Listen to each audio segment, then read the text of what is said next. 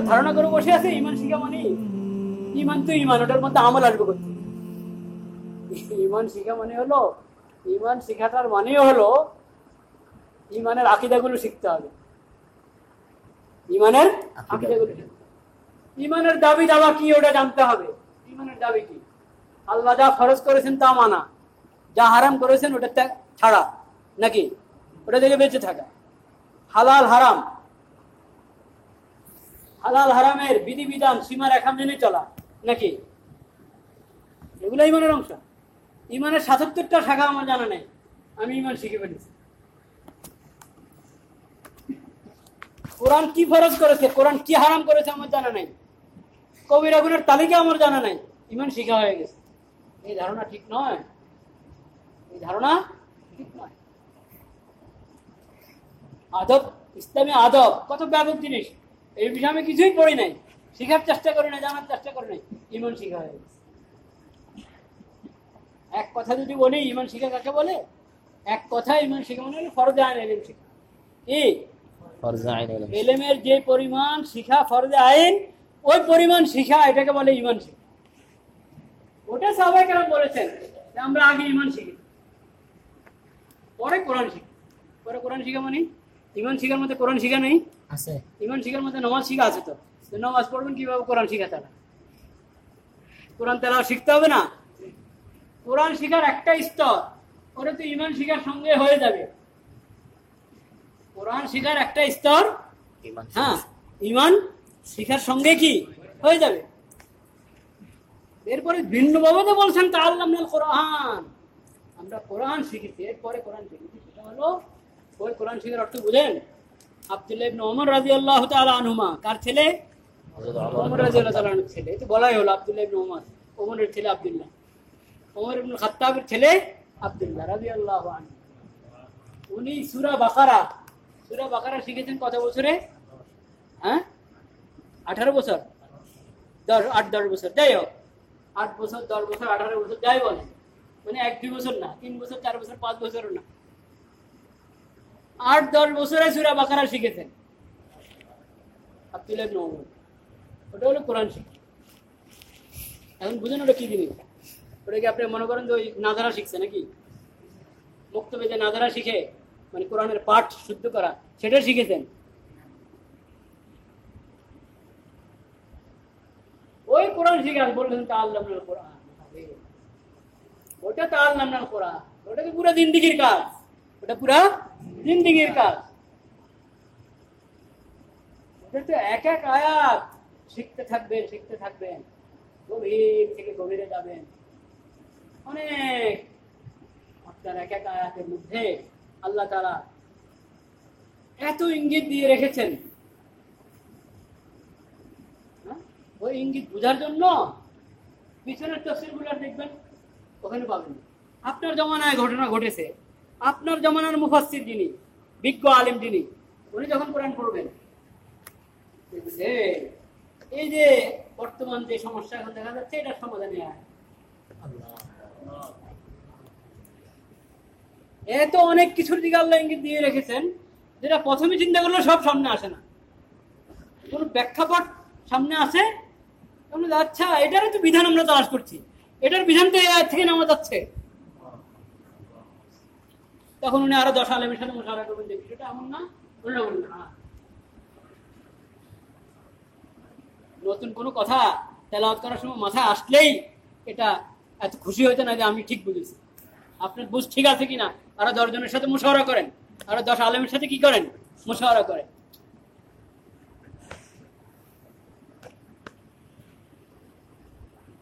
লা ইলাহা ইল্লাল্লাহ।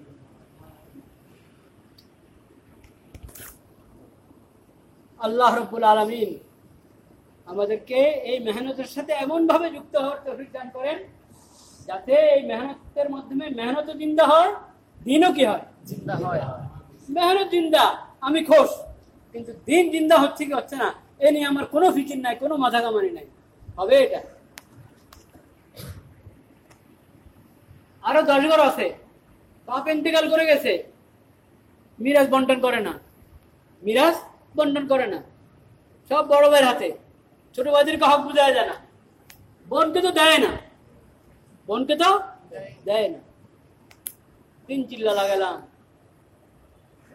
বড় ভাই এখনো চিল্লা লাগায় নাই, আমি 3 চিল্লা লাগাই আসলাম। আমার মাথায় আসতে হবে প্রশ্ন যে বড় ভাইকে হাতে পায়ে ধরে বুঝাবো যে মিরাজ বন্টন হয়ে যাওয়া উচিত। মিরাজ অর্থ বুঝেন তো? হ্যাঁ, মিরাজ বন্টন হওয়া যায়, বিশেষ করে বোনদের হক বুঝাই দেওয়া যায়। এমনকি দাদা যখন ইন্তেকাল করেছেন, বাপ দাদারা ভাগ করে সব নিজেরা নিজেরা নিয়ে নিয়েছে, ফুফুদেরকে দেয় না। তো ফুফুদের কি যেটা দেওয়া হয় নাই, ওটা তো ফুফুদের, ওটা এখন বাপের ভাই হয়ে আমার কাছে চলে আসছে, বাপের মিরাজ হিসেবে এখন আমাদের কাছে চলে আসছে, চাচাতো ভাইদের কাছে, আমাদের কাছে। ওটার হিসাব বের করতে হবে কি হবে না? হবে। এখন চাচাতো ভাইদেরকে, জ্যাঠাতো ভাইদেরকে বুঝালাম, তারা রাজি নাই। আচ্ছা, আজকে রাজি নাই, বুঝাতে বুঝাতে একসময় কি হবে? রাজি। কিন্তু আমি যেটা নগদ করতে পারি, আমার ভাগে কতটুকু এসেছে ফুফুদের ভাগ, ওটা আলাদা করি, ওটা কি করি? আলাদা করি, ওটা দিয়ে দিই ফুফুকে যদি জিন্দা থাকেন। ইন্তেকাল করে গেছেন, ইন্তেকাল করলে ফুফুর সন্তানরা ওটার মালিক, ফুফুর সন্তানরা ওটার মালিক। ফুফুর সরাসরি সন্তানরা ইন্তেকাল করে গেছে, তাদের সন্তানরা আছে, মানে ফুফুর নাতি নাতি নাতনিরা আছে, ওরা এটার মালিক, ওরা মালিক। 1000 এসেছে আমার ভাগে, 1000 এখন ভাগ করতে দেখা গেলে 100 টাকা করে পড়ছে, 50 টাকা করে পড়ছে। তাও ওগুলো আপনার না, কাদের? ওগুলো কাদের? কাদের? আপনি নিয়ে যান, হাতে পায়ে ধরে দেখ, আমার ভাগে যতটুকু এসেছে এতটুকু আমি তোমাদের কাছে পেশ করছি, আপনি দিয়ে দেন, তাকে খুশি হবে। খুশি হয়ে তো আপনাকে আবার ফেরত দিয়ে দিবে, দিতেও পারে। কিন্তু আপনি প্রত্যেকের হিসটা তার হাতে পৌঁছান, তার পকেটে ঢুকান। এই ফিকির আমার আসতে হবে কি হবে না? কিন্তু চিল্লার পরে এই ফিকির আসে নাই। প্রতি বছর চিল্লা লাগাচ্ছে, কিন্তু এই ফিকির আসে নাই যে বন্ধের হিসটা বুঝাই দিই। তাহলে দিন দিনটা হচ্ছে, হ্যাঁ ফিকির শুরু হয়েছে, এখনো বাস্তবায়ন করতে পারিনি, একটু পেরেছি একটু পারি নাই, ফিকির চলছে, মেহনত চলছে, তাহলে খুশির বিষয়, তাহলে খুশি। কিন্তু উদাসীন, এই নিয়ে আমার কোনো মাথা কামানি নাই। তাহলে মেহনত চিন্তা হচ্ছে, আমি প্রতি বছর চিল্লা বের করছি সাথীদের, মেহনত চিন্তা হচ্ছে, কিন্তু দিন কি হচ্ছে?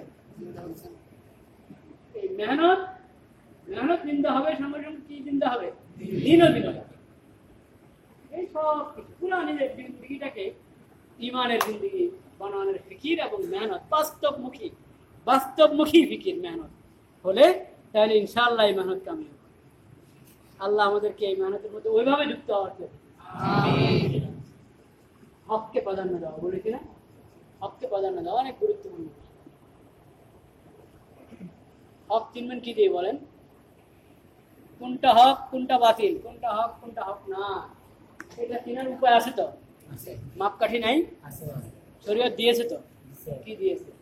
ওটাই হাদিস পড়লাম, তারাকতু ফীকুম আমরাইন লান তাযিল্লু মা তামাসসাকতুম বিহিমা কিতাবাল্লাহি ওয়া সুন্নাত রাসূলিহি।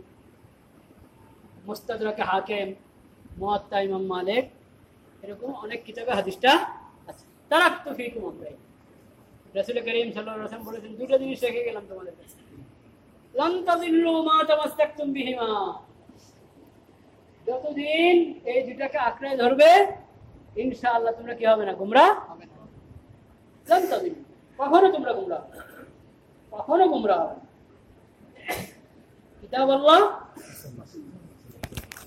আল্লাহর কিতাব কোরআন এবং আল্লাহ রাসূলের সুন্নাহ, কোরআন আর সুন্নাহ এই দুটোকে আঁকড়ে ধরে গুমরাহ হবে, কখনো কোরআন কিভাবে আঁকড়ে ধরবো? কোরআন সুন্নাহ নিজের পণ্ডিতি মতে, নিজের বুঝ মতে, এটা আরেক হাদিসে বলেছে। ইরবাদ ইবনে সারিয়া রাদিয়াল্লাহু তাআলা আনহু, রাসূলুল্লাহ সাল্লাল্লাহু আলাইহি ওয়াসাল্লাম বিশিষ্ট সাহাবী, ওনার কাছে গিয়েছেন সাক্ষাতের জন্য, ওনার খোঁজ খবর নিতে, সাক্ষাৎ করতে, ওনার কাছ থেকে কিছু হাসিল করবে সেজন্য দুজন তাবেঈ গিয়েছেন। কার কাছে? ইরবাদ ইবনে সারিয়া রাদিয়াল্লাহু তাআলা। গিয়ে বললেন, কিছু শুনতে চাইলেন ওরা, তখন উনি বললেন যে ওয়াদানা রাসূলুল্লাহ সাল্লাল্লাহু আলাইহি ওয়াসাল্লাম যাতা গাদাতিন মাউইদাতান বালিগাতান ওয়াজিলাত মিনহাল কুলুব ওয়া যারাফাত মিনহাল উয়ুন। একদিন সকালে রাসূল করিম সাল্লাল্লাহু আলাইহি ওয়াসাল্লাম আমাদেরকে দীর্ঘ নসিহত করলেন, ওয়াজ করলেন, নসিহত করলেন, দীর্ঘ নসিহত, একবারে অন্তর গলিয়ে দেয় এরকম নসিহত। ওই নসিহতে ও ওয়াজ শুনে আমাদের অন্তরে ভয় সৃষ্টি হয়ে গেছে, আমাদের চোখে কান্নার রোল পড়ে গেছে। ওয়াজিলাত মিনহাল কুলুব ওয়া যারাফাত মিনহাল উয়ুন। এরপরে আমরা বললাম, আল্লাহ রাসূল, মনে হচ্ছে আপনি বিদায় নিয়ে যাচ্ছেন আমাদের কাছ থেকে। আজকের বয়ান শুনে, ওয়াজ শুনে আমাদের কাছে মনে হচ্ছে যে আপনি কি বিদায় নিয়ে যাচ্ছেন। তো আমাদেরকে বিশেষ কিছু ওসিয়ত করে, বিশেষ আউসিনা। তখন রাসূল করিম সাল্লাল্লাহু আলাইহি ওয়াসাল্লাম বিশেষ ওসিয়ত করেছে। ওই ওসিয়তটার মধ্যে মাপকাঠি আছে, হক কিনা। রাসূল করিম সাল্লাল্লাহু আলাইহি ওয়াসাল্লাম বলেছেন, ইন্নাহু মান ইয়াইশ মিনকুম বাদি ফাসায়ারা ইখতিলাফান কাসীরা। দেখো, আমাকে তো আল্লাহ নিয়ে যাবে, আমার পরে তোমরা যারা থাকবে এবং ভবিষ্যতে যারা আসতে থাকবে, ফাসায়ারা ইখতিলাফান কাসীরা, বিভিন্ন বিষয়ে দেখা যাবে দ্বন্দ্ব। কি দ্বন্দ্ব? এ আমার এদিকে টানে, ও ওইদিকে টানে,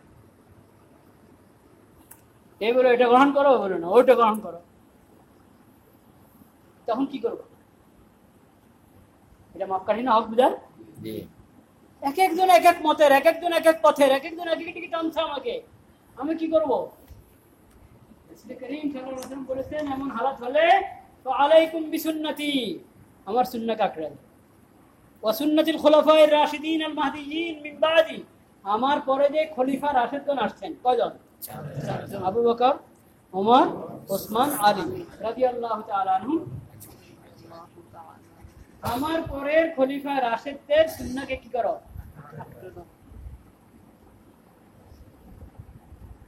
তামাসসাকু বিহা, মজবুত করে ধরো। আবার বলছি তামাসসাকু, প্রথম বলছেন আলাইকুম, আলাইকুম মজবুত করে ওটাকে আঁকড়ে ধরো। এরপর আবার বলছেন তামাসসাকু বিহা, মজবুত করে ধরো। আবার বলেছেন ওয়াজু আলাইহা বিন নামাজ, একবার মাইর রাখতে খুব চিবিয়ে ধরো, যাতে কেউ ছিনিয়ে না নিতে পারে, তোমাকে কেউ সুন্নাহ থেকে সরাতে না পারে। তিনটা কথা, আলাইকুম, তামাসসাকু, আযু, তিনটা কথা। ওয়া ইয়াকুম ওয়া মুহদাসাতিল উমুর, দ্বীনের নামে যত নতুন, ওটা থেকে বেঁচে থাকো, খবরদার ওটা থেকে।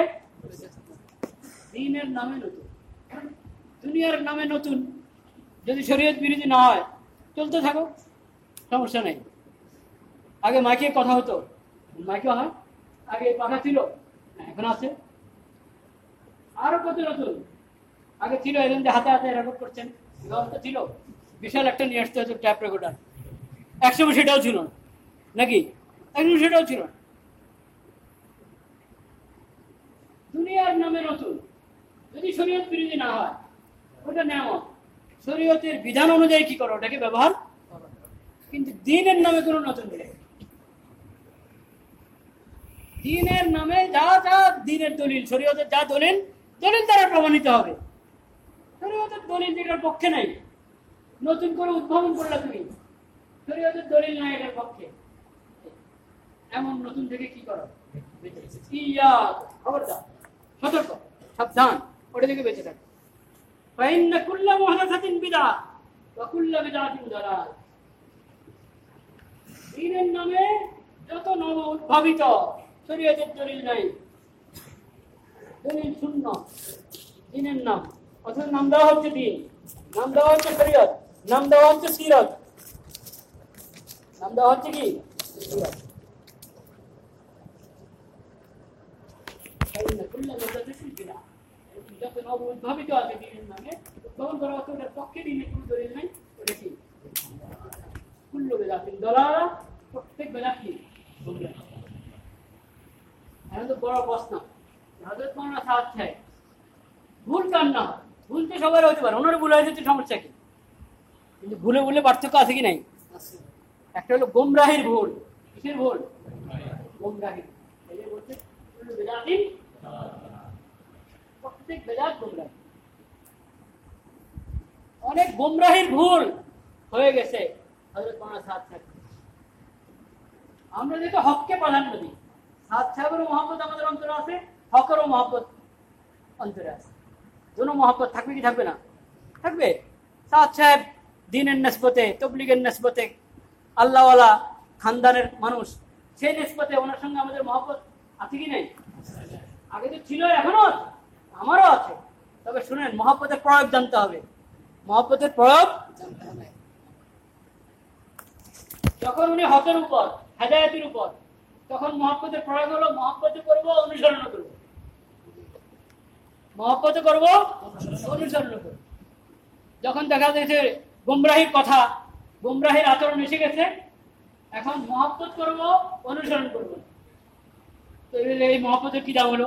এই মহব্বতের দাম হলো দোয়া করবো, ইয়া আল্লাহ হযরত মাওলানা সাদ সাহেবকে আপনি হেদায়েতের উপর নিয়ে আসেন।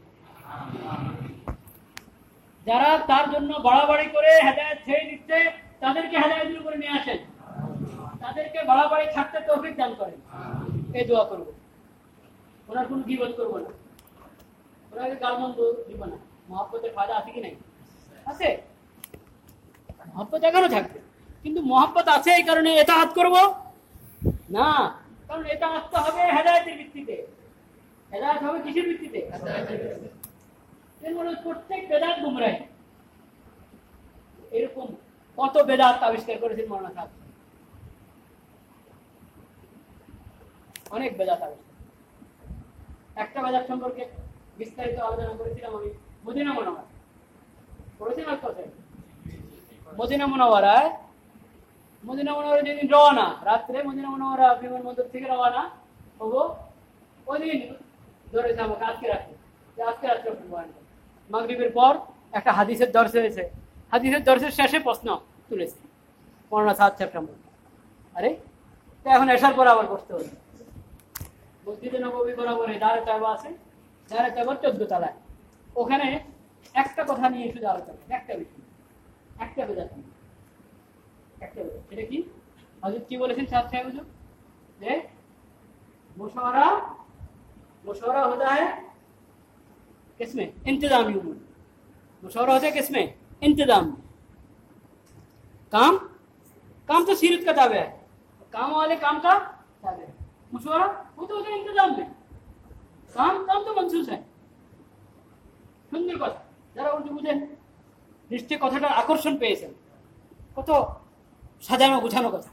কথা সাজানো গোছানো হলে হবে না, ওটার ভিতরে সার থাকতে হবে, দলিলের সাপোর্ট থাকতে হবে। খালি ভাষার পাণ্ডিত্য, উপস্থাপনার পাণ্ডিত্য, এটা কিছু না। এটা কি কিছু না। তিনি বলছেন যে ব্যবস্থাপনাগত বিষয় নাকি শুধু মুশাওয়ারা হয়, তিনি বিষয় কি নেই? মুশাওয়ারা নেই। আমালে দাওয়াতে কোনো কি নেই? মুশাওয়ারা। এটা নতুন মশলা কি নতুন মশলা না? হ্যাঁ, বেদাত। এটার পক্ষে কোনো দলিল নাই, বরং এটার বিপক্ষে দলিল আছে। ইনতিজামি বিষয় মুশাওয়ারা হয়, ইনতিজামি বিষয় যদি মুশাওয়ারা হয়, দিনী বিষয় তো মুশাওয়ারা আরো বেশি জরুরি। আরো কি বেশি জরুরি। এরপর বলেন কি, কাম তো সিরত কা তাবে হ্যায়, আর কাম ওয়ালে কাম সিরতের অধীনে। সিরত থেকে কাজের ফয়সালা নেবে, সিরত থেকে কাজের ফয়সালা কে নেবে? সিরত থেকে কাজের ফয়সালা যে নেবে, কে নেবে? ওটার জন্য এলেমের দরকার নাই। কত এলেমের দরকার? সিরতের রেওয়াজ সব শুধু হায়াতে সাহাবার মধ্যে, শুধু হায়াতে সাহাবাতে। হায়াতে সাহাবাতে পুরো সিরত যদি ধরি রাসূলুল্লাহ সাল্লাল্লাহু আলাইহি ওয়াসাল্লাম এবং সাহাবায়ে কেরাম, ওইটা হায়াতে সাহাবাতে কি আছে? বড় কিতাব হায়াতে সাহাবা, কিন্তু আপনি তো পুরো সিরত ধরেন রাসূলুল্লাহ এবং সাহাবায়ে কেরাম, খোলাফায়ে রাশিদিন এবং সাহাবায়ে কেরাম, ওই সব তো সামান্য। এরপরে এটা সব রেওয়ায়াত সহিহ যাচাই করেছেন মাওলানা সাদ সাহেব। হায়াতে সাহাবার রেওয়ায়াতগুলোর সহিহ সহিহ বেদবি মাফ করবেন, এই যাচাইয়ের যোগ্যতা ওনার মধ্যে নেই, কারণ এটা ওনার শাস্ত্র না। রেওয়াজ যাচাই করা ওনার কি না? শাস্ত্র না। এটা উনি এই শাস্ত্রের লোকদের কাছে যেতে হবে যাচাইয়ের জন্য। এরপরে সিরতের এই বর্ণনার দাবি, এই বর্ণনা আমাদের দাওয়াতি এখন যে বিষয় আমি যে দাওয়াতের যে কোনো বিষয় নিয়ে আপনি সিরত থেকে আলো নিতে চাবেন, ওই বিষয়ের উপরে কি আলো দিচ্ছে এই বর্ণনা, এটা বুঝতে হবে না? এটাকে বলে ফিকহুস সিরা, সিরতের বর্ণনার মর্ম অনুধাবন। এখান থেকে কি বিধান বের হয়ে আসছে, ইস্তেমবাদ বলে এটাকে। ওটা তো ফুকাহায়ে কেরামের কাজ, ওটার জন্য নবীর মশওয়ারা লাগবে না।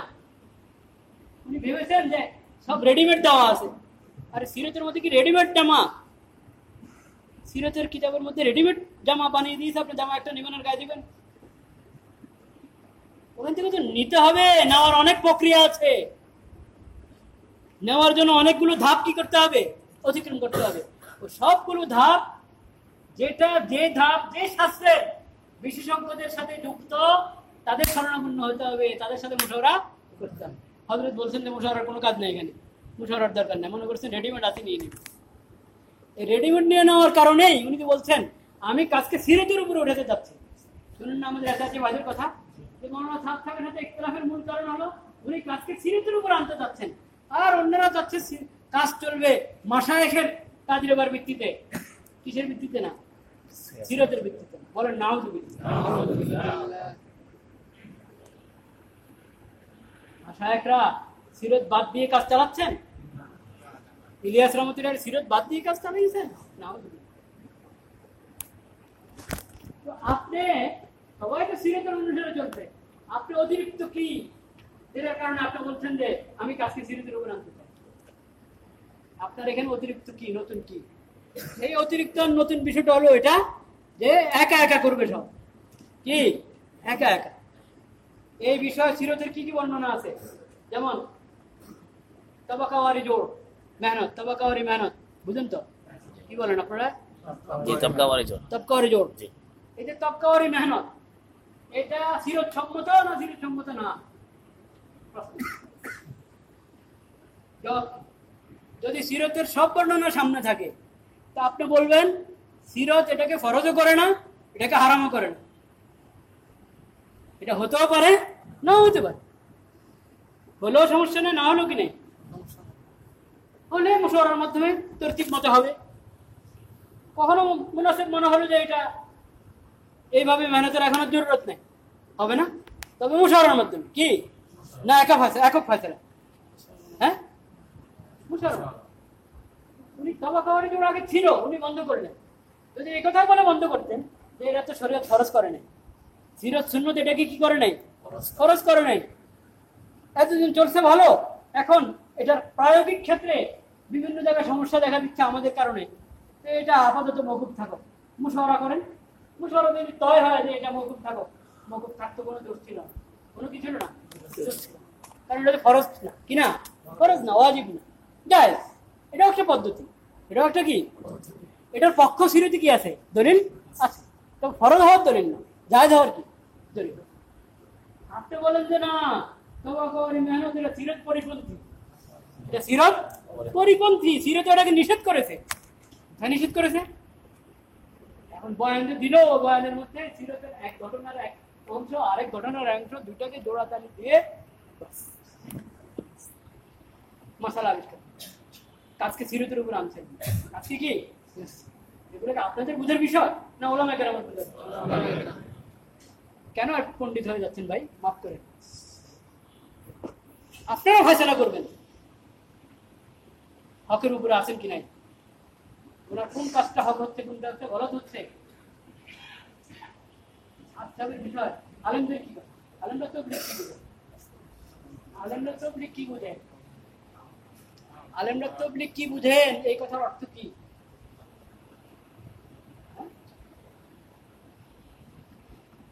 তবলিগের ব্যবস্থাপনাগত বিষয়গুলোর কথা বুঝাচ্ছেন না তবলিগের বিধানের কথা বুঝাচ্ছেন? হ্যাঁ, তবলিগ বিষয়ক শরঈ বিধান, ওটা আলেমরা বুঝবে না কে বুঝবে? এরা যার যে কাজের মধ্যে বাড়াবাড়ি না, নতুন নতুন মাসালা আবিষ্কার করে। জিহাদ নিয়ে যে ভাইদের ভিন্ন চিন্তা, ওলামায়ে কেরাম থেকে ভিন্ন চিন্তা, তাদের এখানে একটা মাসালা আছে। তা আলেমরা তো জিহাদ সম্পর্কে জানা, জিহাদ করে না, এজন্য জিহাদের মাসালা তাদের কাছ থেকে নেওয়া যাবে না। তবলিগি বেড়া বলে ওনারা তো তবলিগ করেন না, গেলে তবলিগের মাসালা থেকে নেওয়া যাবে না। এরকম খানকাওয়ালারা বলবে ওনারা তো পিসাব না, উনি তো পিসাব না, কারণ ওনার থেকে মাসালা নেওয়া যাবে না। তো ভালো, যারা ব্যবসা বাণিজ্যের মধ্যে না জায়েজ তরিকে ব্যবসা বাণিজ্য করছে, ওখানে মুফতি সাহেব যখন ফতোয়া দিবেন, উনি কি ব্যবসায়ী? ওর থেকে মশলা নেওয়া যাবে না। রাষ্ট্র পরিচালনা যারা করছেন, গলত তরিকা করছেন, শরীয়ত পরিপন্থী পরিচালনা করছেন, ওখানে যখন মুফতি সাহেব মশলা দিবেন, উনি কি সিয়াসত রাজনীতি কি বুঝেন? ওনার থেকে কেন মশলা নিচ্ছেন? তো আলেম জানি কোন কাজের জন্য খালি জানাজা পড়াবে আর বেশি মেহরাব তৈরি মেহরবানি করে যান, তবে মেহরাব থেকেও বের করে দিবেন, সেটা আল্লাহ না জানেন। নাউজুবিল্লাহ।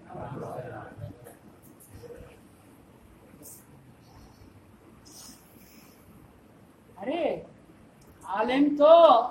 আলেম তবলিগ কি বুঝে এটা কেন প্রশ্ন করো? আলেম শরীয়ত কি বুঝে এটা না বললো। আলেম শরীয়ত বুঝেন কি বুঝেন না?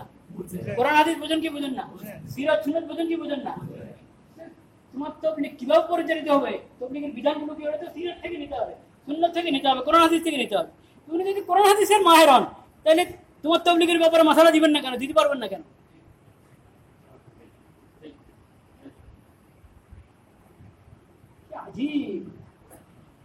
এখন একটা ফয়সালা করবে এই বিষয় সিরাতের রওয়ায়াত কি এটা সংকলন করতে হবে। আপনি কটা জানেন? মুশাওয়ারা করলে তো আরো বের হইতো। মুশাওয়ারা করবেন না, আপনি খালি হায়াতুস সাহাবাতে যা আছে তা। হায়াতুস সাহাবা বিশেষজ্ঞ হওয়া মানে কি সিরাত বিশেষজ্ঞ হওয়া? আর আমি কি আসলে হায়াতুস সাহাবা বিশেষজ্ঞ হয়েছি? হায়াতুস সাহাবা বিশেষজ্ঞ বলে তো হায়াতুস সাহাবার প্রতিটা বর্ণনার ব্যাপারে আমার জানা থাকে, প্রতিটা বর্ণনার ব্যাপারে জানা থাকে। হায়াতুস সাহাবার আখরাজাহু বিল কান্দ, এটা কান্দে আছে। আপনি কান্দুল উম্মাল খুলে দেখেছেন? কান্দুল উম্মালের বয়ানের সাথে এটা মিলিয়ে দেখছেন? দেখেন না কোনোদিন? কান্দুল উম্মালের সাথে মিলিয়ে দেখেন না। কান্দুল উম্মাল খুললে কান্দুল উম্মালে থাকতো যে এটা কোন কোন কিতাবে আছে হাদিসে। কান্দুল উম্মাল সরাসরি কিতাব না, কান্দুল উম্মাল হলো সংকলন, অন্য 10 কিতাব থেকে সংকলন। কান্দুল উম্মালে বলবে এটা দারাকুতিতে আছে, যাও দারাকুতিতে, গেলেন দারাকুতিতে, এখন সনদ পাবেন, এখন সনদ দেখেন। আপনি কি এভাবে বিশ্লেষণ করে পড়েছেন হায়াতুস সাহাবা? তাহলে তো আপনি হায়াতুস সাহাবা বিশেষজ্ঞ না। হায়াতুস সাহাবা বিশেষজ্ঞ না, সে জায়গায় পুরা সিরাতে নববী, পুরা সিরাতে সাহাবার বিশেষজ্ঞ, এটা আরো দূরে। আজকে আমি সিরাতের উপরে উঠাচ্ছি, চাচি ভাইরা বলছে উনি কাজকে সিরাতের উপরে আনছেন। আজকে সিরাতের উপরে আনা এক ব্যক্তির কাজ নয়। এক ব্যক্তি কিভাবে পারবে এটা?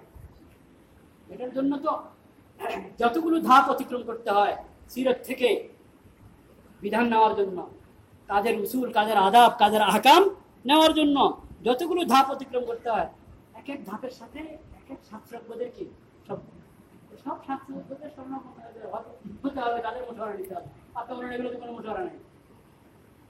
এদের মুশাওয়ারাকে শরীয়তে মুশাওয়ারা দ্বীনি বিষয় আছে, আমালে দাওয়াতের আমল সম্পর্ক আছে, ইন্তজামি বিষয়। আপনি বলেন দাওয়াত মুশাওয়ারা শুধু ইন্তজাম, ওগুলোতে নাই। এটা নতুন কাজ আবিষ্কার হলো না? এটা বেদাত কি বেদাত না? কুল্লু বেদাতিন দালালা। এখন যদি এই গুমরাহিকে আবার সিরাতের নাম দেওয়া হয়, আরো ভয়ানক কিনা? আরো ভয়াবহ।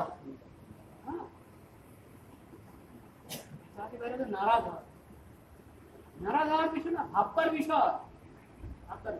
আমরা তাদের সাথে আখলাকের মুআমালা করি, কি সুন্দর সুন্দর আছে, ভালো আছে, ভালো আচরণ, ভালো ব্যবহার করি। তবে দেখেন দুটা কথা খেয়াল রাখেন, বুঝানো সবার কাজ না, বুঝানো সবার কাজ। আমি আমার বুঝ কতটুকু মজবুত আমি আরেকজনকে বুঝাতে পারি, আপনি বুঝাতে গিয়ে আবার কোন পেরেশানিতে পড়েন। এই জন্য সবাই নিজেকে বুঝাতে পারবো এই যোগ্য মনে করার দরকার নেই। এক, যদি আমাকে আমার কোনো মুরব্বী বলে যে নাম তুমি দু চার কথা বলতে পারো, আল্লাহর রহমতে তোমার তুমি বলতে পারো, অনুমতি দিয়েছে কোনো বড় আপনাকে আপনার হালাত দেখে, না এই বুঝাতে পারবে, দু চার কথা বললো। এই দু চার কথা বলতে গিয়ে যদি দেখেন যে দ্বন্দ্ব শুরু হয়ে গেছে, তর্ক শুরু হয়ে গেছে, বিবাদ শুরু হয়ে গেছে, কথা বন্ধ করে দিন। কারণ তর্কের কোনো ফায়দা নেই। তর্ক করা আর বুঝানো এক কথা না। বুঝানো হলো আপনি বলবেন, সে ঠান্ডা মাথায় শুনবে, ঠিকই করবে, ঠিক আছে আমি একদিন দুদিন চিন্তা করে তুমি যা বললা, তারপর আবার তোমার সঙ্গে কথা হবে। এটা হলো বুঝ দেওয়া, বুঝ নেওয়া। আসলে তো বুঝ দেওয়া কার কার হাতে? চেষ্টা, বুঝ দেওয়া নেওয়ার চেষ্টা। কিন্তু যদি আপনার কথার উপর কথা, কথার উপর কথা, আপনি বলতে যে গণ্য করছে, আপনি বলতে যে গণ্য, এই তর্ক হয়তো থাকলে এটার তর্কতে যাবেন। 2, সোহবত হাসিল করবেন ভালো যাবে, যাদের চিন্তা চেতনা ভালো, আকীদা ভালো এবং তাবলীগের মেহনত সহি তরিকা করছে, আসল তরিকা করছে। এখন তো আসল তরিকা নাম দিছে ওরা, বলছে না কি মূলধারা।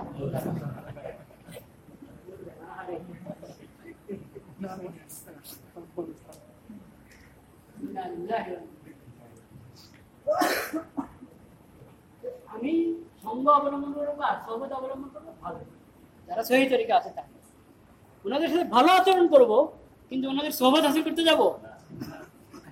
খবর সহবত ভালো দিন নেবেন, সহবতে সালেহ করা সালেহ কুনা, সহবতে তালেহ করা তালেহ কুনা। সালেহ উপযুক্ত, ভালো। ভালো মানে সালেহ শব্দের অর্থ কি? উপযুক্ত, আকীদার দিক থেকে, চিন্তা চেতনার দিক থেকে, আখলাকের দিক থেকে